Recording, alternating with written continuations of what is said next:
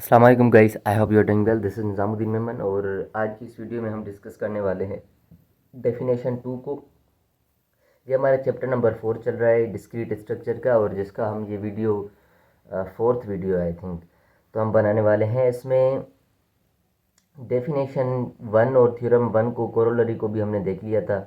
अब हमारा जो डेफिनेशन 2 है उसको देखने वाले हैं। ठीक है, डेफिनेशन 1 वाली कुछ चीज़ें आपको याद रखनी होंगी, जैसे कि ये चीज़ें थी 0 less than or equal to R and less than D, ये चीज़ थी। और A is equals to D Q plus R, ये भी माइंड में रखना है।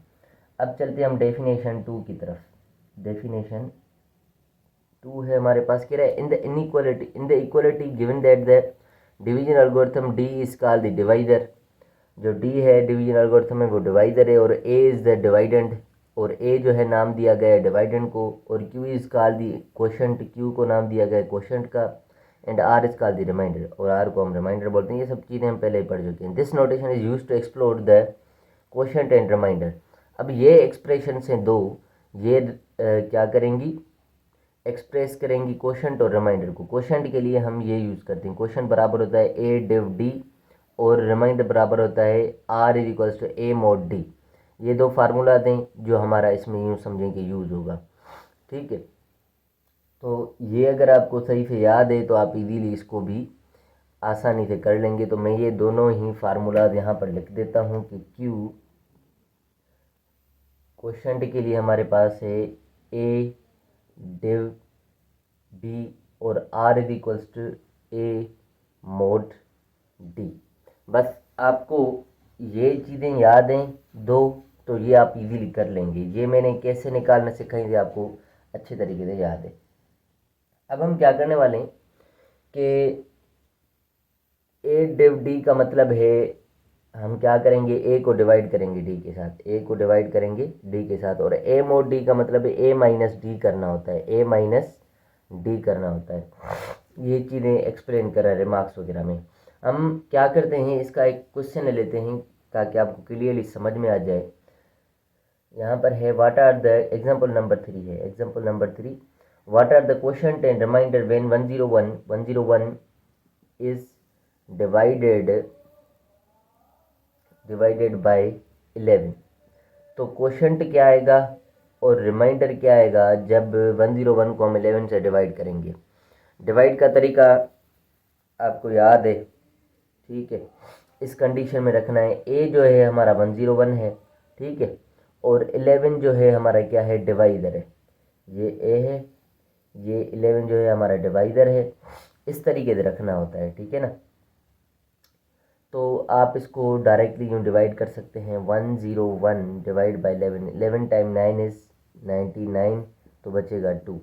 ठीक है, तो हमें लिखना होता है, ये ए हो गया, ए तो एक साइड रहेगा। मैं पहले इसको इस कंडीशन में रख देता हूँ, मतलब A is equal to D Q plus R. A हमारा 101 है, डी हमारा जो है डिवाइडर जो है वो हमारा क्या है, 11 है, और क्यू हमारा जो है वो 9 है, और प्लस आर जो है हमारा 2 है। ये एक बेसिक कंडीशन है जो हमने पिछली डेफिनेशन और फर्स्ट डेफिनेशन और फर्स्ट थ्योरम में हमने इस चीज़ को अंडरस्टैंड किया था। अब हम करने वाले हैं क्वोशंट। तो हमारे पास ये फार्मूला है, तो हम लिखेंगे का क्यू हमारे पास क्या है, जो कि क्वोशंट है वो है हमारा 9।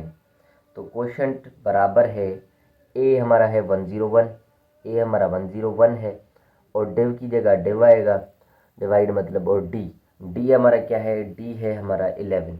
तो ये हमारी कंडीशन होगी, 9 बराबर है 101 डिव 11 के। इसी तरीके से ये हमने मतलब इसको सोल्व किया है, क्वोशंट की ये इक्वेशन बनाइए, ए डिव डी, ये हमारी क्वोशंट की इक्वेशन है। अगर रिमाइंडर की इक्वेशन निकालनी है तो ए मॉड डी करेंगे। अब रिमाइंडर हमारा कितना है, 2 है, 2 इज इक्वल ए हमारा 101 है, यहाँ पर मॉड आ जाएगा, और डी की जगह हम क्या लिखेंगे, डिवाइडर, जो कि हमारा 11 है। तो ये है रिमाइंडर की इक्वेशन, और ये है हमारी क्वोशंट की इक्वेशन। इस तरीके से ये हम क्या करते हैं, सिंप्लीफाई करते हैं और सोल्व करते हैं। इसमें एक कंडीशन आपको ये वाली कंडीशन में याद रखने के लिए इसलिए कह रहा हूँ कि एक अगर नेगेटिव क्वेश्चन आ जाए, ठीक है, मैं इसको थोड़ा सा इरेज करता हूँ और एग्जांपल नंबर 4 दिखाता हूँ, आपको शो करता हूँ। अगर पॉजिटिव क्वेश्चन है वो इससे आप इजीली कर लेंगे, ठीक है, या डायरेक्टली आप इसमें भी रिप्लेस कर सकते हैं, कोई मसला नहीं होगा। अगर नेगेटिव है, कह रहा है what are the quotient remainder, example number 4 में है क्वोशंट और रिमाइंडर क्या होंगे अगर व्हेन -11 इज डिवाइडेड बाय 3। -11 अगर डिवाइड किया जाए 3 से तो क्वोशंट और रिमाइंडर क्या होंगे। अब अगर हम इस कंडीशन को फॉलो करते हुए थोड़ा सा मैं दिखाऊँ आपको किस तरीके से कर सकते हैं।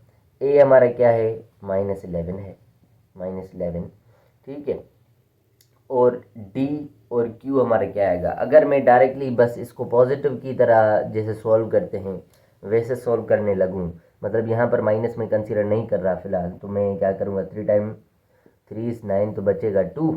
तो मैं क्या लिखूँगा, ये हमारा है डिवाइडेंड, ए की वैल्यू मैंने लिख दी है, पर यहाँ पर पॉजिटिव है, मुझे नेगेटिव लेनी पड़ेगी क्योंकि नेगेटिव है एक्चुअली में। और यहाँ पर ये जो है हमारी क्या है, क्वोशंट है, तो क्वोशंट की जगह, ठीक है, 3 लिखूँगा मैं, और डिवाइज़र की जगह भी मैं 3 लिखूँगा। तो मैं अगर यहाँ पर लिख दूँ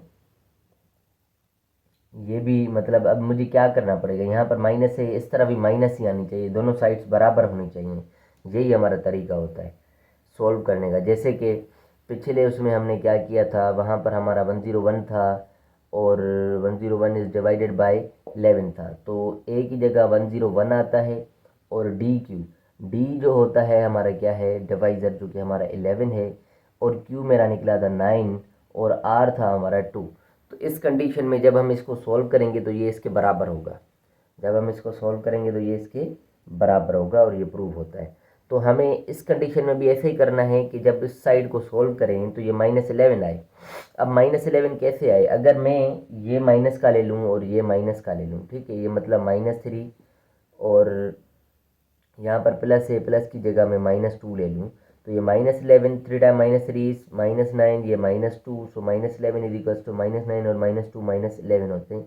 ये दोनों बराबर तो हो रहे हैं, पर कंडीशन हमारी ये सेटिस्फाई नहीं हो रही, ये वाली जो कंडीशन है वो सेटिस्फाई नहीं हो रही। यहाँ पर कहा गया है कि रिमाइंडर जो होना चाहिए या 0 होना चाहिए या 0 से बड़ा होना चाहिए, नेगेटिव नहीं होना चाहिए। पर यहाँ पर हमने जो रिमाइंडर रखा है वो क्या रखा है, -2 रख दिया है, तो ये हमने नेगेटिव रख दिया है। तो इस कंडीशन में ये वाली कंडीशन सेटिस्फाई नहीं हो रही।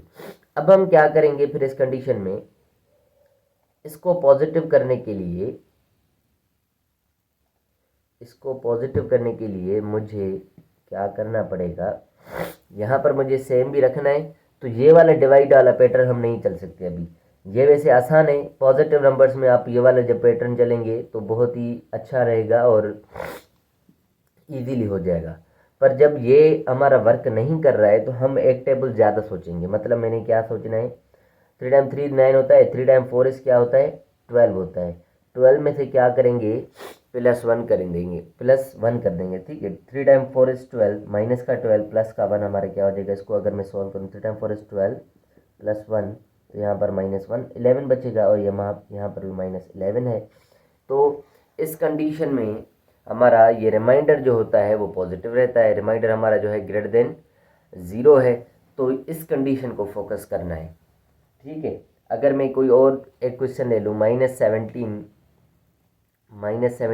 डिवाइड बाय 4, -17 डिवाइड बाय 4, तो इस कंडीशन में मैं क्या करूँगा, 4 टाइम 4 इज 16 होता है, पर हमें इस ऐसे नहीं करना है, ठीक है, क्योंकि इस कंडीशन में हमारा वो रिमाइंडर नेगेटिव हो जाएगा। तो मुझे करना है 4 टाइम 5 इज 20, मतलब -17 यहाँ पर रहेगा, इस तरफ 4 टाइम 5 इज, मतलब ये जो है हमारा